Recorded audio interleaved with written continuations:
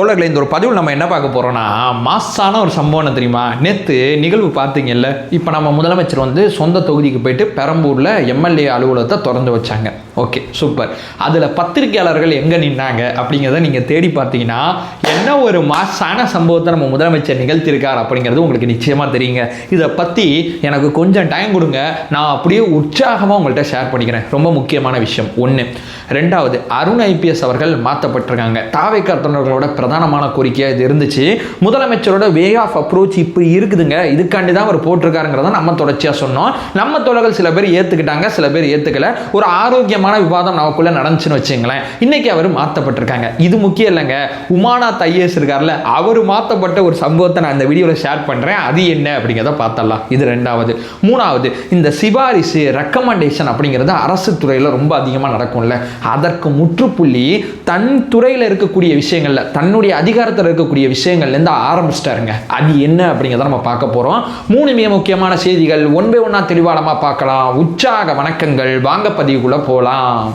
இப்போ முதல் விஷயம் தோழர்களே, இந்த நியூஸை பாருங்களேன், சரிக்காமல் பாருங்கள். பிளாட்ஃபார்ம் பக்கத்தில் பத்திரிகையாளர்கள் செய்தி வந்து சேகரிங்க அப்படின்னு சொல்லி ஒதுக்குப்புறமாக ஒரு இடத்த கொடுத்துட்டு அவங்க பாட்டு அவங்க வேலையை பார்த்துட்டு இருக்காங்க. ஏன் தெரியுமா பத்திரிகையாளர் அப்படி ட்ரீட் பண்ணுறாரு?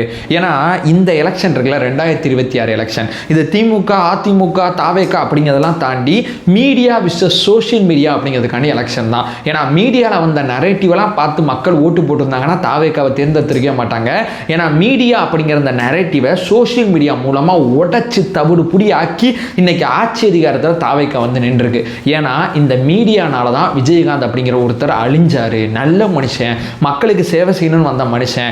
மீடியாவில் ஒருத்தரை இப்படியும் காமிக்க முடியும், ஒருத்தரை அப்படியும் காமிக்க முடியும். இந்த மீடியாவை நான் இப்படித்தான் ட்ரீட் பண்ணுவேன் அப்படிங்கிறதுல ரொம்ப தெளிவாக இருக்காருங்க. இதே முதலமைச்சர் நேற்று நிகழ்வுகள் அத்தனை எடுத்து பார்த்தீங்கன்னா ஒருத்தர் ஃபோனை தூக்கி போடுறாரு, தெரியாமல் விழுந்துருச்சு, ஃபோனை எடுத்து கொடுத்துட்டு போறாரு. இந்த பக்கம் பார்த்தீங்கன்னா யார் யாரை பார்க்க முடியுமோ ஹாய் சொல்றாரு. சின்ன குழந்தைங்களா இருந்தால் அவருக்கு வந்து அழகா அந்த பூக்கத்து கொடுக்கறதெல்லாம் வாங்குறாரு, போறாரு, எல்லாமே நடக்குது. பணி நியமன ஆணை வழங்கும் போது அண்ணா உன்னை கட்டி பிடிச்சிக்குவானா அப்படின்னா கட்டி பிடிச்சிக்கப்பான்னு சொல்லி அதுக்கெல்லாம் அலோவ் பண்றாரு. நேற்று ரேஷன் கடைக்கு நீங்க போனீங்கன்னு வச்சுங்களேன், மிக முக்கியமாக அந்த தானியங்களை வந்து அந்த அந்த ரேஷன் கடை ஊழியர் வந்து ஒரு பையில கொட்டணும் வாங்குற அந்த பயனாளருக்கு. அந்த பையில கொட்டும் போது அது அவங்களுக்கு கொஞ்சம் அப்படியே நடுக்கமாக இருக்கும். முதலமைச்சர் பக்கத்தில் இருக்காருங்கிறப்போ அதை முதலமைச்சர் புரிஞ்சுக்கிட்டு அவரே வாங்கி அதை கொட்டுறாரு. எல்லாட்டையும் தெளிவாக இருக்காருல்ல, கட்சிக்காரங்க ஒரு பக்கம், பொதுமக்கள் ஒரு பக்கம், அரசு ஊழியர்கள் எல்லாட்டையும் எவ்வளவு காமன் கூலாக நடந்துக்கிறாரு. ஆனால் பத்திரிகையாளராக மட்டும் அவர் வந்து இந்த மாதிரி ட்ரீட் பண்ணவே மாட்டார். ஏன்னா நீங்கள் பத்திரிகையாளராக நடந்துக்கவே இல்லை. நடுநிலை அப்படிங்கிற ஒன்று கிடையாதுங்க. சரியான பக்கம் நிற்கிறது தான் அரசியல், சரியான பக்கம் நிற்கிறது தான் நடுநிலையோட பிரதானமான அர்த்தம். நான் சரியான பக்கம் நிற்கிறேன், தாவேக்கா அப்படிங்கிற அரசாங்கம் பக்கம் நிற்கிறேன். அதே தாவேக்கா அரசாங்கத்தில் தவறுகள் நடக்கும்போது நாங்களே தாவேக்கா தொண்டர்கள் இருக்கக்கூடிய நாங்களே சுற்றி காட்டுறோம். ஆனால் இந்த ஊடகங்கள் கட்சி ஆரம்பிச்சிருந்து தாவேக்கா அப்படிங்கிற கட்சி ஆரம்பித்து எமர்ஜாய் வரும்போதுலேருந்து என்றைக்குமே தாவேக்கா பக்கம் நின்னது கிடையாது. ஒன் பாயிண்டாக ஒரே பக்கமாக எந்த பக்கம் வருமானம் வருமோ அந்த பக்கம் மட்டும்தான் தொடர்ச்சியாக நின்னாங்க. எல்லாத்தையும் பார்த்தாரு, எல்லாத்தையும் கவனிச்சாரு. எனக்கு ஊடகம் தேவையில்லை. என்னுடைய கட்சி நிகழ்வுகள் அத்தனையுமே நம்ம டிவி கேக்குன்னு அஃபிஷியலாக ஒரு யூடியூப் சேனல் இருக்குல்ல, அதில் நான் போட்டுக்கிறேன். உனக்கு வேணும்னா அங்கேருந்து லைவ் ஃபுட்டேஜ் எடுத்துக்கோ. என்னோட நிகழ்வுக்கு நீ வர வேணாம், நீ வர வேண்டிய அவசியம் கிடையாது. நான் யூடியூப் வச்சு உன்னோட மீடியா வந்து தான் நான் கட்சியை வளர்க்கணுங்கிற அவசியம் கிடையாது. நான் யூடியூப் சேனலை வச்சு கட்சியை வளர்த்துக்கிறேன் அப்படிங்கிறதுல ரொம்ப தெளிவாக இருந்தார். ஏன்னா கட்சி ஆரம்பிக்கும் போதே ட்விட்டரில் ஆரம்பிச்சவருங்க அவர்.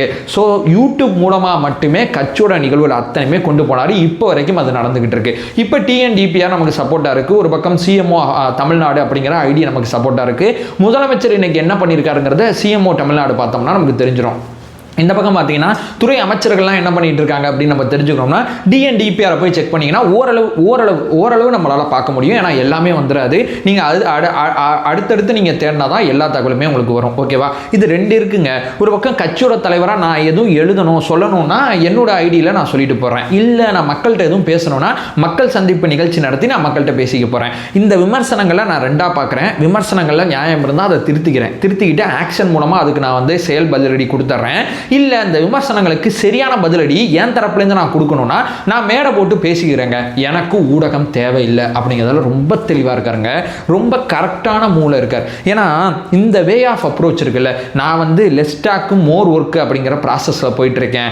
என்னோட நிகழ்ச்சிக்கு வந்தீங்கன்னா அப்படி ஓரமாக நின்றுட்டு போ, உனக்குன்னு தனியாலாம் இடம் கொடுக்க முடியாது. திருச்சியிலையும் இடம் கொடுக்கல, கரூர்லேயும் உள்ளே வந்தவங்கள வெளியே அனுப்பிச்சிட்டாங்க. இந்த ஊடகங்களை இப்படி தாங்க ட்ரீட் பண்ணும். என்னைக்கு இவங்க சரியாக ஊடகமாக நடந்துக்கிறாங்களோ, அதாவது மக்களுக்கு ஒரு மீடியமாக இருந்து ஒரு தலைவர் இதை சொல்கிறாருன்னா இந்த மீடியம் மூலமாக மக்கள்கிட்ட கொண்டு போய் சேர்க்கணும். இந்த தலைவர் இந்த பாயிண்ட் ஆஃப் வியூவில் சொல்லுவார், இந்த மீடியம் இஷ்டத்துக்கு ஏதோ ஒன்று மாற்றி பொதுமக்கள்கிட்ட கொண்டு போய் சேர்க்கும். பொதுமக்கள் குழம்புவாங்க. தலைவர் சொன்னது வேற, பொதுமக்கள்கிட்ட கொண்டு போய் சேர்க்கிற செய்தி வேற.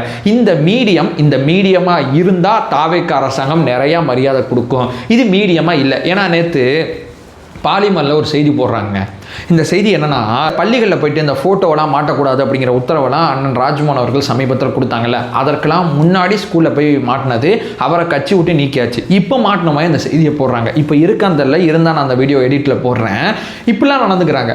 என்னைக்கோ நடந்தது அதை இன்னைக்கு போடுறாங்க. அமைச்சர் அறிவுறுத்தல் கொடுத்து கட்சிக்காரங்க சொல்லி நம்ம நிறையா வீடியோக்களில் பேசி எல்லாம் முடிஞ்சு போச்சு. இனிமேல் யாரும் பண்ணாங்கன்னா சொல்லுங்கள், கண்டிப்பாக நடவடிக்கை இருக்குன்னு நம்ம சொல்லியாச்சு. அன்னைக்கு பண்ணாங்க, அதை எடுத்து வந்து இன்னைக்கு போடுறாங்க. இப்போ வரைக்கும் திருந்த மாட்டாங்க. என்ன பண்ணுறது? இவங்களை இப்படி தான் ட்ரீட் பண்ண வேண்டிய அவசியம் இருக்கு. அப்படி தான் ட்ரீட் பண்ணிக்கிட்டு இருக்கார். நம்பர் 1. நம்பர் 2, நேற்று உமாநாத் ஐஏஎஸ் இருக்கார்ல, 4 மணிக்கு முதலமைச்சரை பொக்கே கொடுத்து வாங்க முதலமைச்சரை, ஏன்னா ரேஷன் கடை அந்த கூட்டுறவு சம்மந்தப்பட்டதில் தானே வரும். அவர் தான் அதோட செயலாளர் இருக்கார். அவர் தான் வரவேற்கிறார். வாங்க சார் அப்படின்னு சொல்லி வரவேற்கிறாரு. 8 மணிக்கு அவர் ட்ரான்ஸ்ஃபர். 8 மணிக்கு ட்ரான்ஸ்ஃபர்னா நான் சொல்லும் போதே எப்படி இருக்கு பாருங்களேன். ஏன்னா 8 மணிக்கு காத்திருப்பு பட்டியலில் போட்டிருக்காரு. காத்திருப்பு பட்டியலில் போடும்போது இவர் இருக்காருங்க, இவரோட டேலண்ட்டை வேறு துறைக்கு வந்து பயன்படுத்தணும்னா எந்த துறைங்கிறத முன்னாடியே முடிவு பண்ணி கரெக்டாக பயன்படுத்துவாங்க. இவரை தூக்கி காத்திருப்பு பட்டியலில் தூக்கி போட்டாங்கன்னாவே இவர் ஏதோ ஒரு விஷயத்தை பண்ணியிருக்காரு அப்படிங்கிறத நம்ம புரிஞ்சுக்கலாம். அது என்ன ஏதுங்கிறத நம்மளால் வீடியோக்களில் சொல்ல முடியாது, ஏன்னா கரெக்டான டேட்டாவோட பேசணும். ஆனால் ஏதோ ஒரு சம்பவத்தை பண்ணியிருக்காரு. அந்த சம்பவம் முதலமைச்சரோட கவனத்துக்கு வந்திருக்கு. முதலமைச்சரோட கவனத்துக்கு வந்ததுனால 4 மணிக்கு பொக்கே கொடுத்து 8 மணிக்கு தூக்கிட்டாருங்க. இது கிளாசிக்கான சம்பவங்க. ஏன்னா அதிகாரிகளை எந்த அளவு கவனிக்கிறாரு, யார் என்ன வேலை பார்க்குறா, யார் என்ன விஷயங்கள் செஞ்சுக்கிட்டு இருக்கா, யார் எனக்கு முன்னாடி எந்த கேரக்டரில் இருக்கா, பின்னாடி எந்த கேரக்டர் இருக்கா, எல்லாத்தையுமே கவனிக்கிறாருங்க. ஒரு பக்கம் லஞ்ச ஒழிப்புத்துறையில் இருந்தால் அருண் ஐபிஎஸ் அவர்களோட விஷயம் நிறையா தாவேக்கா தொண்டர்களுக்கு மாற்று கருத்து இருந்துச்சு. நானும் என்னோட வீடியோக்கள் என்ன சொன்னேன், எப்பா அவர் வந்து நல்லவர்லாம் போடலப்பா, அந்த துறைக்கு வல்லவர் தேவை. ஏன்னா லஞ்ச ஒழிப்புத்துறை ஈஸியாக பொலிட்டிசைஸ் ஆயிரும். அந்த இடத்துல விளையாடணும்னா ஒரு அரசியல் தெரிஞ்ச, அரசியல் சூடு புரிஞ்ச ஒருத்தர் தான் அந்த விளையாட்டை விளையாட முடியும். அருண் ஐபிஎஸ் அவர்கள் அந்த இடத்துக்கு கரெக்டாக இருப்பார்.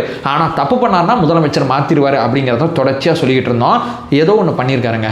ஏதோ ஒன்று பண்ணதுனால தான் அவரை எங்கே தூக்கி மாற்றிருக்காருன்னா அகாடமியில் தூக்கி போட்டார்.